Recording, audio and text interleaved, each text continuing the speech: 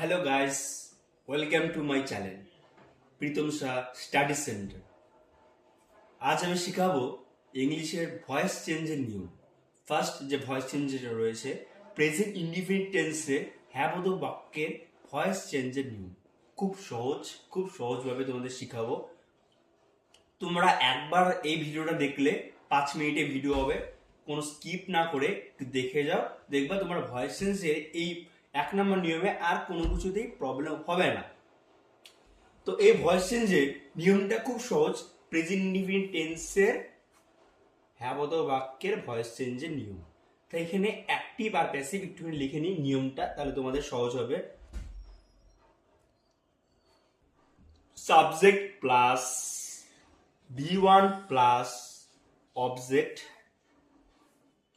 আর passive হবে subject plus am oblique is oblique are plus V3 plus by plus object।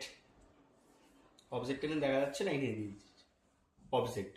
তোমাকে একটা example দিয়ে আমি দেখা দিচ্ছি এক্সাম্পল। লেখাটা একটু খারাপ হতে পারে, কিন্তু তোমরা শিখে নেবে, ভালো করে শিখবে। আমি কোশ্চেন দিচ্ছি, আই হেল্প দেম। এই জায়গায় একটু জুম কর। আই হেল্প দেম, এইটা তোমাদের কোশ্চেন।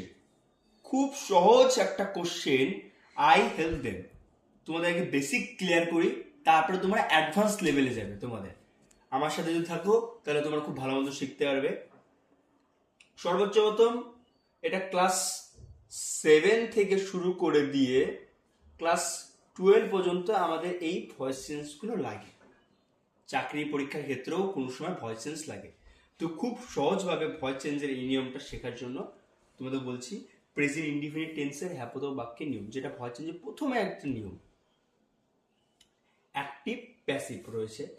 এই যে বাক্যটা, এই বাক্যটা আমি এবার কিভাবে করবো? সবার কাছে একটা কোশ্চেন, এটা অ্যাক্টিভে আছে না প্যাসিভে আছে এটা বুঝতে হবে প্রথমে। সবার প্রথমে এটা আগে বুঝতে হবে, অ্যাক্টিভে আছে না প্যাসিভে আছে। তোমরা এখানে কিভাবে বুঝবে কি? কারণ এই জায়গাটাতে বাই নাই।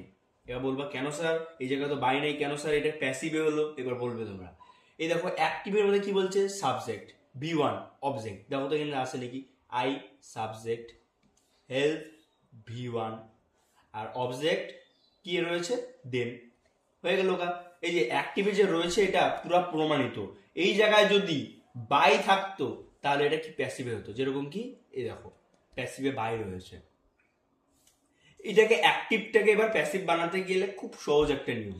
ভয়েস চেঞ্জ করার ক্ষেত্রে কি হয়, লাস্টেরটাকে প্রথমে নিয়ে আসতে হয় আর প্রথমেরটাকে লাস্টে নিয়ে আসতে হয়। যেরকম কি এই দেমটাকে আসবে কি প্রথমে, আর আইটা আসবে কি পিছনে, আর হেল্প যেটা মাঝখানে রয়েছে মাঝখানেটা মাঝখানে পরিবর্তন হবে। খুব সহজ নিয়ম। যেমন দেম থাকলে তোমরা তো সবাই জানো, আই থাকলে মি, উই থাকলে আস, দে থাকলে দেম, এগুলো সব রয়েছে। সেরকম কি দেম থাকলে কি হয়, দে। দের সাথে কি খাপ খায়, এম ইজ আর। কে খাপ খায়, আর খাপ খায়, দে আর। এবার কি রয়েছে লাস্টে, কি রয়েছে V3। V3 কোনটা এখানকার মধ্যে, হেল্প। হেল্পের থার্ড ফর্ম কি, HELPED, হেল্প। তারপরে কি বলছে, বাই। বাই যা আছে তাই বসবে, এবং কি লাস্টে কি রয়েছে, আই। আই যেমন কি অবজেক্ট, সাবজেক্ট থেকে অবজেক্ট, অবজেক্ট থেকে সাবজেক্ট। আই থাকলে কি হবে, মি হবে। এটি রাইট অ্যান্সার। সব বন্ধুদের, তোমরা বন্ধুরা উই প্লে দ্য ফুটবল, এই ভয়েস চেঞ্জটা তোমরা আমাকে কমেন্টে সবাই জানাও। এই ভয়েস চেঞ্জটা কি হবে কমেন্টে জানাও, আমি সবাইকে রিপ্লাই দেবো এই ভয়েস চেঞ্জটা। যদি এটা পারো তোমরা, তাহলে আমি নেক্সট ভিডিও নিয়ে আসবো এর সেকেন্ড পার্ট। যদি এর পরেরটাও যদি আমরা পাও তাহলে থার্ড পার্ট। এই পার্টটা যদি না পাও তাহলে আবার প্রথম থেকে আবার শিখাই দেবো।